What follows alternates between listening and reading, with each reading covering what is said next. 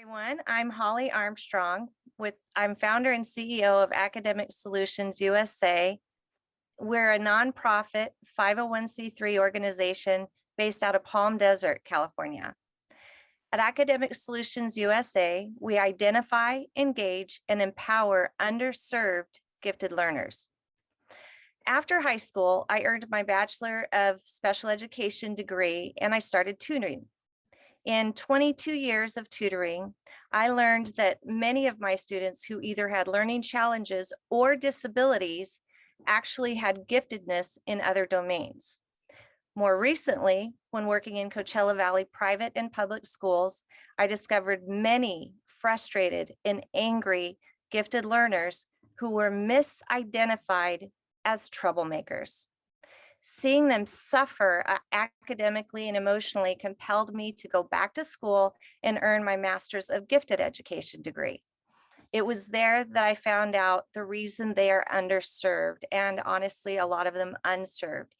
There's no federal funding for gifted education, and in many states, California included, there's not even enough gifted funding to pay for one gifted teacher in an entire school district. Now, more recently in my doctoral research, I have come to learn that there are approximately 75,000 unidentified and therefore underserved gifted learners in San Bernardino and Riverside counties alone. With my expertise and experience, I feel responsible to help these children reach their fullest potentials. This winter, Academic Solutions USA conducted customer discovery and found that our online and in-person programs provide the services that parents want for their children. In our programs, we identify students' giftedness, we provide emotional, social, and academic curriculum, and then we guide them in their fields of interest in their learning. Academic Solutions USA has piloted our first project. Our quantitative and qualitative evaluations show that it's a success. And so we have a new cohort starting in June and a wait list already that's been referred by a principal, school counselor, and a teacher. This summer, Academic Solutions USA will launch our marketing campaign where we will start recruiting paying clients. As well, we're planning a fundraiser and with Miss Palm Desert Team USA. And we are also going to plan a crowdfunding campaign. It is our goal to reach $100,000 of income this year so that we can help more underserved gifted learners. We want to help as many students as possible. So if you know any gifted students who are disenchanted with school, please refer them to Academic Solutions USA. Thank you so much for your time. Hello, my name is Natalie Boyum, and I am the president and founder of the Defeating Epilepsy Foundation. We are a 501c3 in Southern California, and our mission is to provide the advocacy and educational resources needed to the epilepsy community and our society. I have been battling epilepsy for 40 years, and I feel it is important to give back to my community and help those battling epilepsy live happy and productive lives. The Defeating Epilepsy Foundation is creating a program to offer mental health counseling through telemedicine services.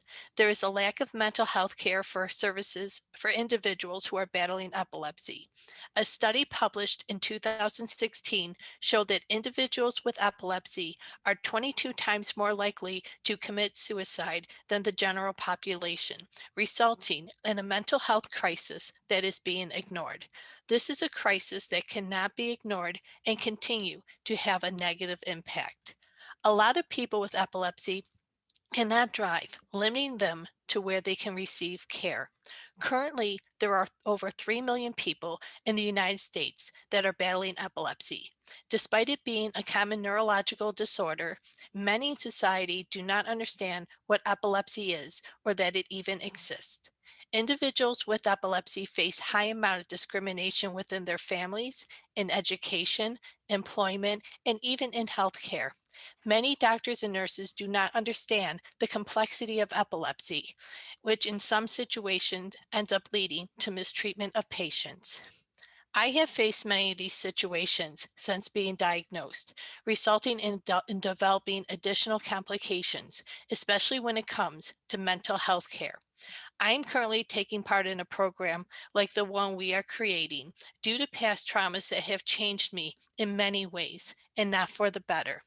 Sadly, I am not the only one in the epilepsy community with such a story. I have heard many stories of people being assaulted, robbed, and facing many levels of abuse. Many individuals with epilepsy have stories like this, and through collaboration, we are working with physicians and advocates to bring this program to the medical community, help end discrimination, and help to increase compassionate care. Until we address these issues, discrimination will not decrease, and the statistics of how many are resorting to suicide will not decrease. According to the US Census, there is approximately 46 to 47,000 individuals in the Inland Empire diagnosed with epilepsy.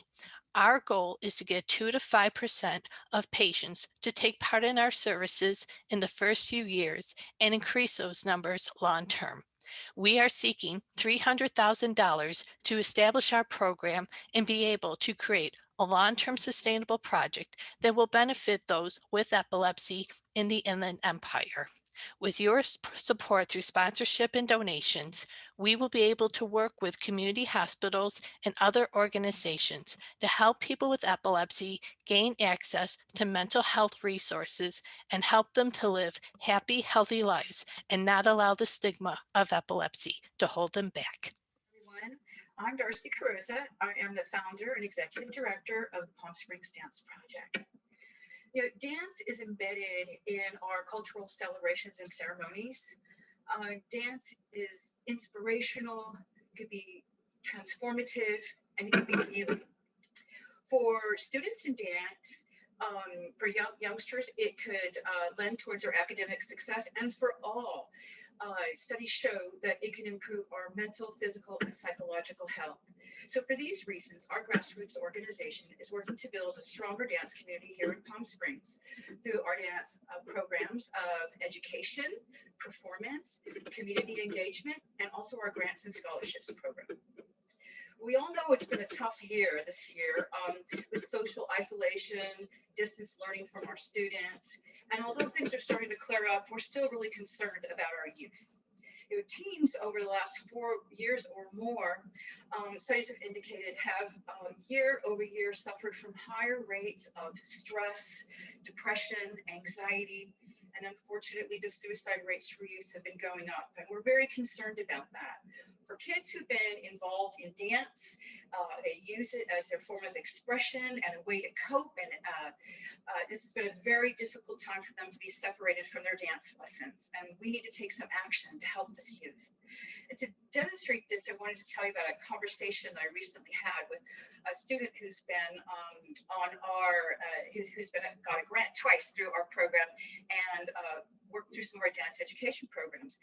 Harmony has been dancing since she's been about 2 years old, so it's really important to her. So I wanted to give her a call and see how she was faring through all of this. And upon speaking with her, she let me know that, dance has always been there for her through her really dark times, her difficult times. It's helped her to cope, helped her to express herself when she felt she didn't have a voice. She went on to tell me, though, in this last year, like her whole world seemed like shrink to about the size of her bedroom. And she's having difficulty coping. So we really want to get in there and help Harmony and help other students like her to get back into their dance training, back to healing, growing, and thriving and becoming productive citizens. And our grants and scholarship programs do just that. We get youth who can no longer afford to get into their dance classes. We get them back into their classes, learning, growing, and thriving again. Our dance project has been going on for about 5 years now. And so our programs have been vetted. We know the desire and the need is there. And we have very accessible tools for the students. You might ask how you can help. I hope you're asking how you can help. You can connect us to resources, provide a gift in kind, or provide a much needed cash gift. And for instance, for only $1,500, we could fund a full 3 months worth of training for 4 students, and this will open up new horizons for them. Please take a look at our website at psdanceproject.org, and I'd love to answer any questions you might have at this time. Thank you so much. Thank you. Hi, everyone. My name is Carrie Lai. I'm the co-founder of Yoho Care. My partner, Jack, also joined us here.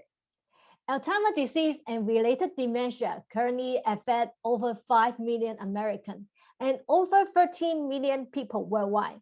In the next generation, more than 1 in 8 will have cognitive-related disease. Unfortunately, there are no effective way to detect early dementia or mild cognitive impairment. Also, there are no existing solutions to cure the disease. The only thing that dementia patient can do is to delay the progress of deterioration. What if we could find a way to detect the early sign of cognitive decline, help the patient and their family members to prepare for the changes and look for community resources to support them transit to the new living style? Our solution is providing a community platform to improve social, mental, and physical fitness of seniors. Ultimately, we could detect any early sign of cognitive impairment and support patients and their family members transit to the new routine through social and behavioral intervention, as well as community resources support. Our customer would be senior, family members, non-governmental organization, community and government agency. We are going to achieve the solution in 3 phases. First, provide online or in-person training through our partnering organization to help seniors stay active and sharp.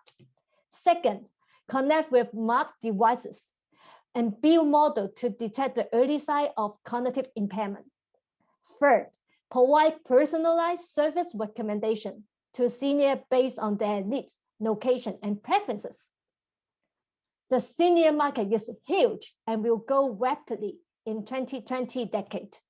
By collaborating with government agency, nonprofit organization, and faith community, we could foster a strong community network. On one hand, we could easily reach out to potential users like senior and their family members. On the other hand, we could leverage community resources to support senior and their family members once they need to transit to a new daily routine. Developing a platform to be used by community, senior, and their family members would require resources and effort. If this is something that you would like to support, we will lead about 800,000 PC fund to run the phase 1 project.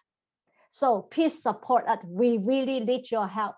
Thank you so much for your time. Thank you. Good afternoon. My name is Kayla Masariegos, and I am the Associate Director of the Center Against Racism and Trauma, also known as CART. With the killings of Ahmaud Arbery, Breonna Taylor, and George Floyd, the voices of the Black community created a necessary uproar for social change. CART wants to continue bringing light to these and other voices that have been ignored for so long and stand in solidarity with every victim of racism. Racism is not just a Black and white issue, and it's not new. These past few months are more than evidence that our communities of color are tired and angry of the hate crimes that are happening each and every day. They are angry, and rightfully so. It took about a whole year for Derek Chauvin to get convicted of George Floyd's murder, a case filled with video evidence, witnesses, and global attention. It has taken our nation the same amount of time to create the COVID-19 vaccine and distribute it. The same time it took for the US to address the global pandemic is the same amount of time it took our justice system to decide that Derek Chauvin was guilty of murdering George Floyd.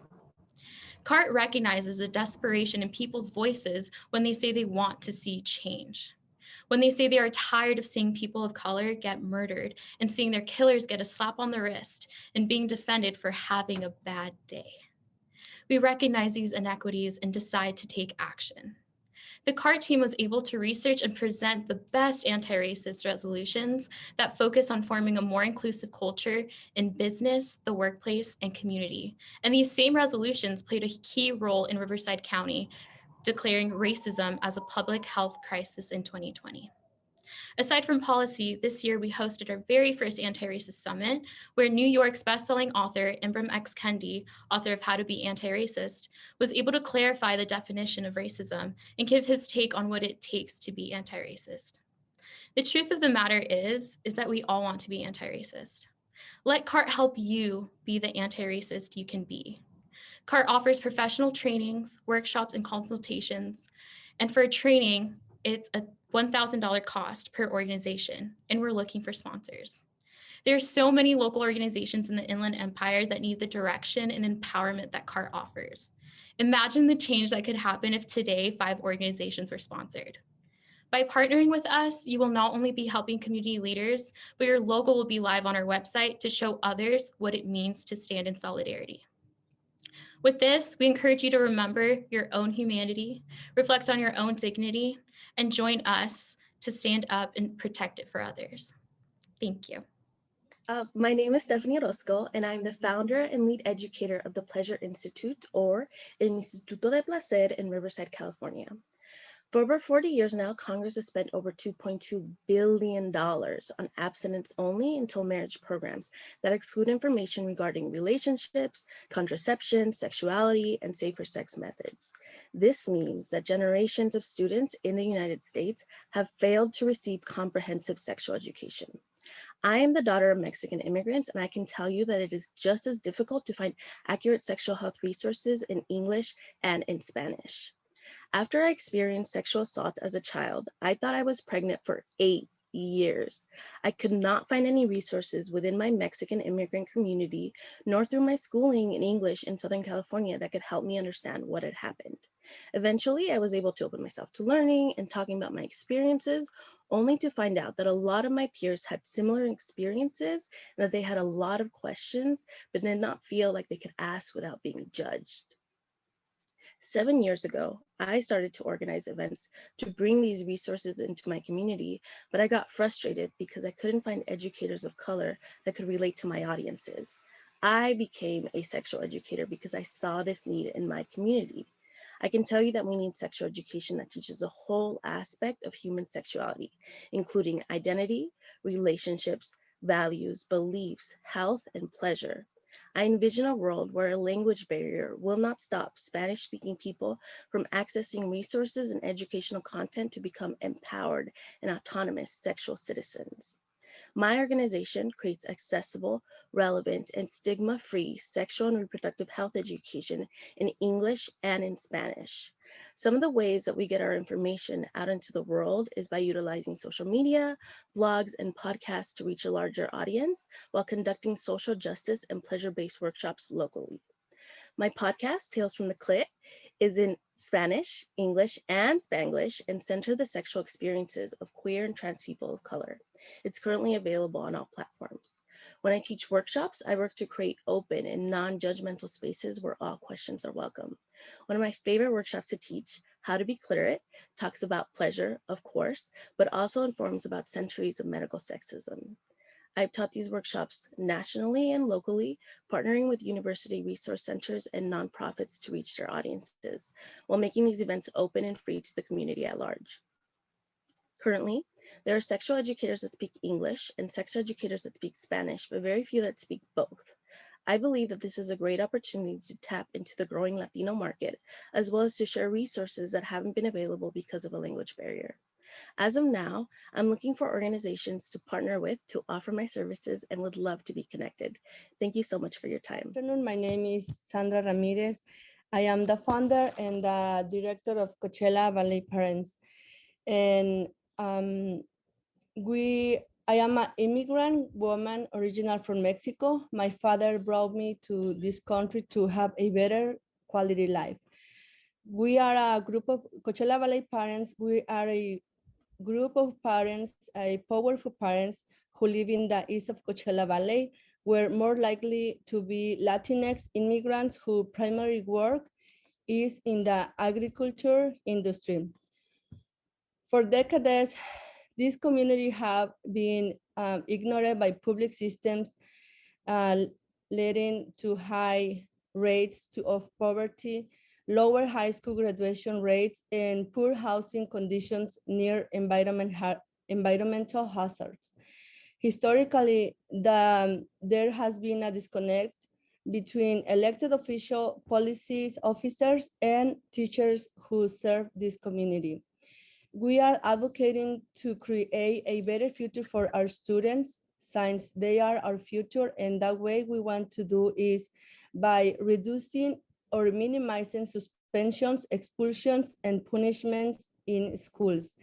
And in that way, we hope that the graduation claims of English learning will increase.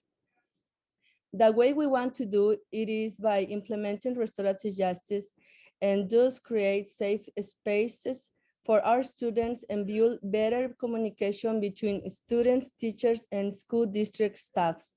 We are the voice of our students. We have taken trainings and we are increasing parental involvement. We, the parents, we want to be part of the Coachella Valley Parents Group. We are volunteers. Our children are part of the Coachella Valley Unified School District. And for the past 3 years, we have created events to involve more parents and disseminate information on how we can create a successful future for our children. Therefore, we can continue building the leadership capacity of parents, leaders, helps change institutional and community conditions and build toward a structural and then transformational change. And actually, we are taking trainings about the restorative justice, and we as a family, we want more trainings about restorative justice so we can practice as a families and also the students in schools. And if you have more questions, you are welcome. Thank you for taking your time for listening me. And I really apologize. My first language is Spanish, but also I thought the desire to have a better education don't have language. So that's why we, the parents, we need to speak out for our children. Thank you. The world seems to be changing faster now than at any point in human history. One of the biggest drivers of change in human society is technology. With the help of computers and the internet, information is now stored and delivered at a rate unimaginable before, solving many problems, but also creating new ones.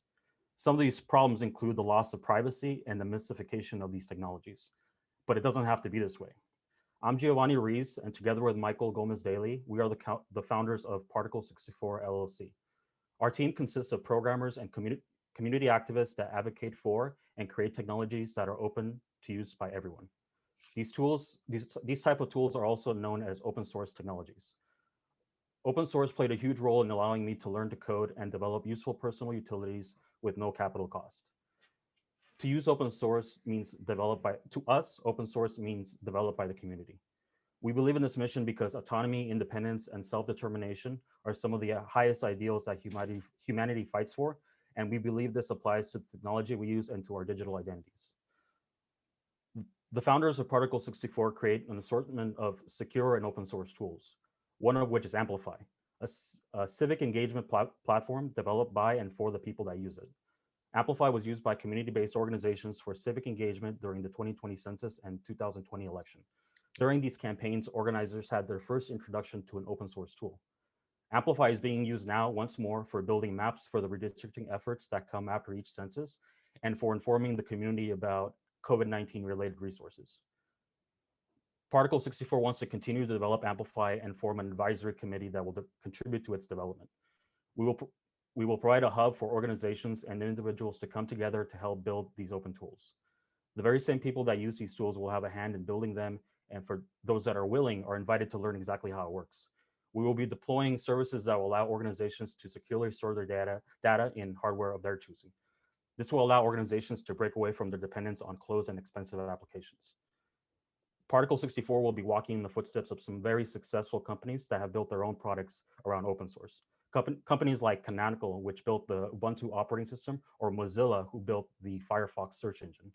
These companies have pioneered models in delivering open source products while also being financially sustainable.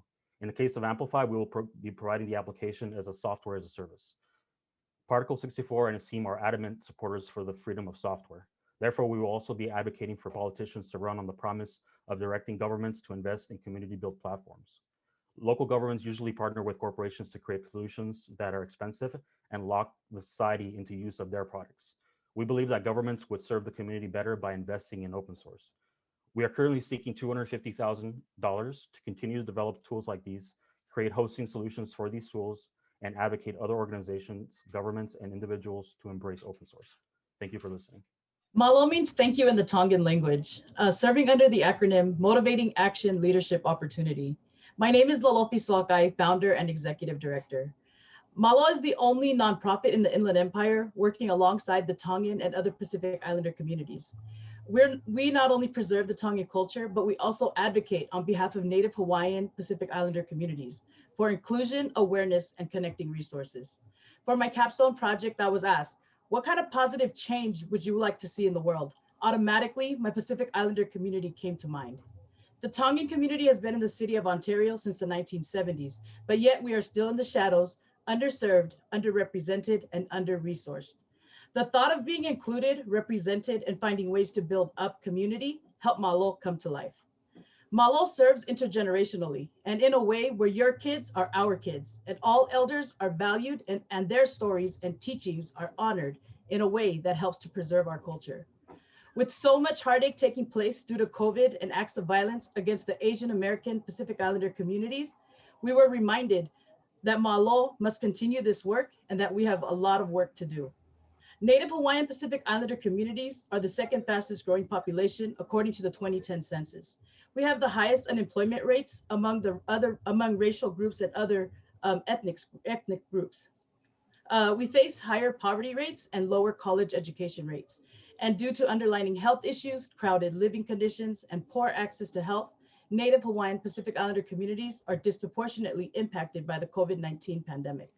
Malo is proud of being the first Tongan community-based organization to outreach for the 2020 census. Our annual Ikuna goal-setting workshop and our backpack drive, Ikuna meaning success in the Tongan language. Our Ikuna backpack drive is especially important as we are able to send our kids to school confident and ready to learn. Our COVID response efforts have included weekly food distribution, monthly PPE distribution, and we helped to lead 5 Pacific Islander COVID testing sites with over 400 participants, and we were also able to include Pacific Islander translating. Now we are doing our vaccine outreach with close to 200 vaccinated, 30 being from the Tongan community. Our impact is measured by the growing number of participants since 2017, with 15 participants in Ontario to now over 100 participants. And we serve over 300 community members throughout the Inland Empire. We seek funding that aligns with our mission, looking to build relationships with our funders for long-lasting partnerships. You can donate today or add Malo to your donor list and partner with us. With your support, we can cover our capacity building expenses so that we can be responsive to the needs of the community as they arise. And we have a long-term goal of one day having a Pacific Islander Resource Center in the Inland Empire. Thank you for your time and thank you for getting to know more about Malo. We hope to have your support and to continue to fight with us for positive change during a pandemic and throughout the years. Malo. Good evening. I'm Nancy Stingley, proud founder and principal of Nanos Academy, a personalized online academic tutorial program that has been in existence for over 8 years. As an educator with over 40 years vested in public education, as an accomplished teacher, instructional leader, and principal, I am deeply concerned with the current state of education within San Bernardino County and Southern California. Over the last 10 years, I have seen the unprecedented disruptions and devaluation of student learning.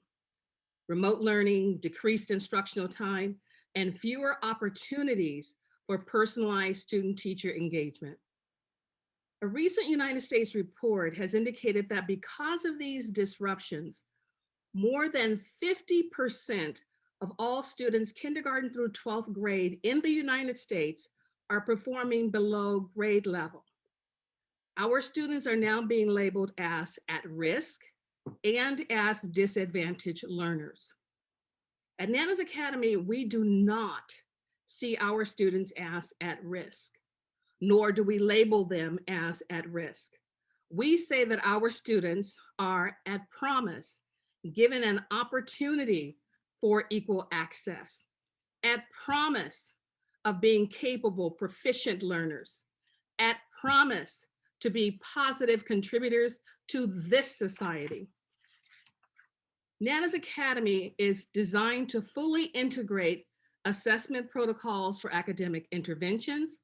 It builds strong, trusting, collaborative relationships with the parents, the student's teacher or teachers. And most importantly, the Academy mentors the student as they navigate learning life skills and setting life goals. For over 8 years, Nana's Academy has already been proven to be cost-effective, highly impactful, and having a history of transforming the lives of students. Tonight, Nana's Academy needs friends.